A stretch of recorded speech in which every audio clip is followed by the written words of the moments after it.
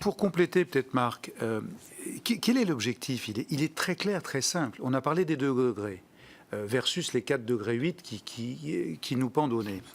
L'objectif, il est simple à Paris, c'est d'emporter la communauté internationale, c'est-à-dire le maximum des 194 pays des Nations Unies, derrière un accord, si possible, juridiquement contraignant.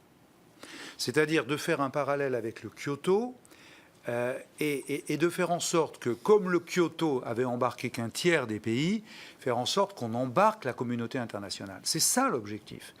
Alors ensuite, la nature de l'objet juridique, est-ce qu'il doit être contraignant? Est-ce que ça doit être un traité? Est-ce que ça doit être, je dirais, un outil juridique qui passe par les parlements? Bref, il y a toute une série de questions qui sont en train de se poser. Et la négociation, elle est là-dessus.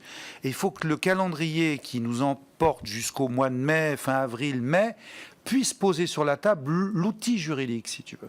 Et derrière vient ce que vient de dire Jérôme, c'est-à-dire le contrôle. Parce que l'outil juridique, c'est bien, qu'il soit contraignant, c'est important et c'est nécessaire.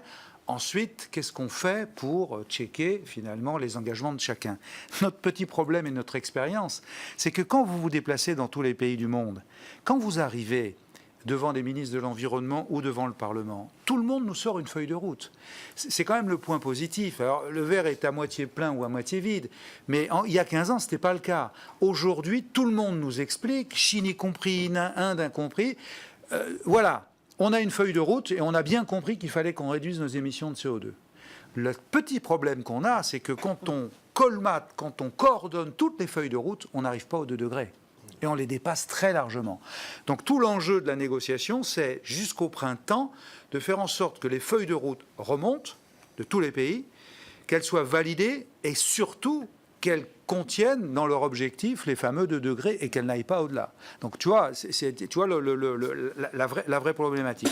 Sur l'Inde, le Canada, etc. Bon, l'Inde, c'est un grand pays, et c'est un grand pays qui, par tête d'habitant, fait 1,5 tonne de CO2. Pour vous redonner les chiffres, très vite, hein, les États-Unis, c'est entre 16 et 17 tonnes par habitant. La Chine, c'est 7 tonnes par habitant, c'est-à-dire plus que la France, mais multiplié par 1,350 milliard de Chinois. Et donc vous avez les États-Unis et la Chine qui font 42% des émissions mondiales. Je peux rappeler le chiffre de la France, d'ailleurs. Et la France, c'est 5 tonnes 5. Hein. Donc les États-Unis, c'est 17 tonnes par habitant par 300 millions. La Chine, c'est que 7, mais multiplié par 1,350 milliard. La France, c'est 5,5 multiplié par 65 millions. Donc vous voyez les enjeux. Donc la Chine et les États-Unis, c'est 42% des émissions mondiales. C'est pour ça que l'accord qu'ils ont passé il y a 15 jours est plutôt un bon accord. C'est un signe donné à la communauté internationale. Parce que l'Europe, comme l'a dit Arnaud, fait des efforts extraordinaires, mais on pèse entre 11 et 12% des émissions. Donc s'il n'y a que l'Europe qui fait des efforts, ça ne va pas le faire. Ça va pas le faire. On va pas arriver à faire baisser les émissions. Donc le nœud gordien de l'affaire, c'est l'accord entre les États-Unis et la Chine. Comme l'a dit Jérôme, bon, quand on décrypte, moi j'ai vu Le Monde, le titre du Monde, une page, accord historique. Non, ce n'est pas un accord historique. Car quand on reprend les chiffres, comme l'a dit Jérôme, c'est sur les chiffres de 2005. Or, entre 90 et 2005, en 15 ans, les émissions de CO2 ont très fortement augmenté. L'Europe a été vertueuse.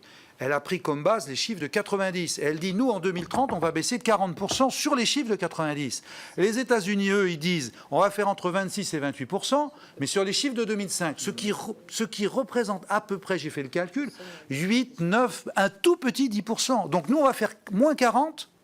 Et les États-Unis vont faire un petit moins 10. Et la Chine, elle, va faire 0, puisque la Chine prend un engagement en 2030 de stabiliser son pic. C'est-à-dire qu'elle va continuer, elle nous explique qu'elle continue de 2015 à 2030 à augmenter son CO2, ses émissions de CO2, et qu'en 2030, si tout va bien, elle aura atteint son pic. Et qu'à partir de 2030, elle pourra décroître.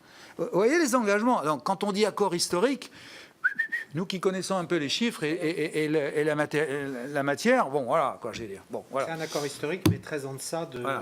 Mais c'est un premier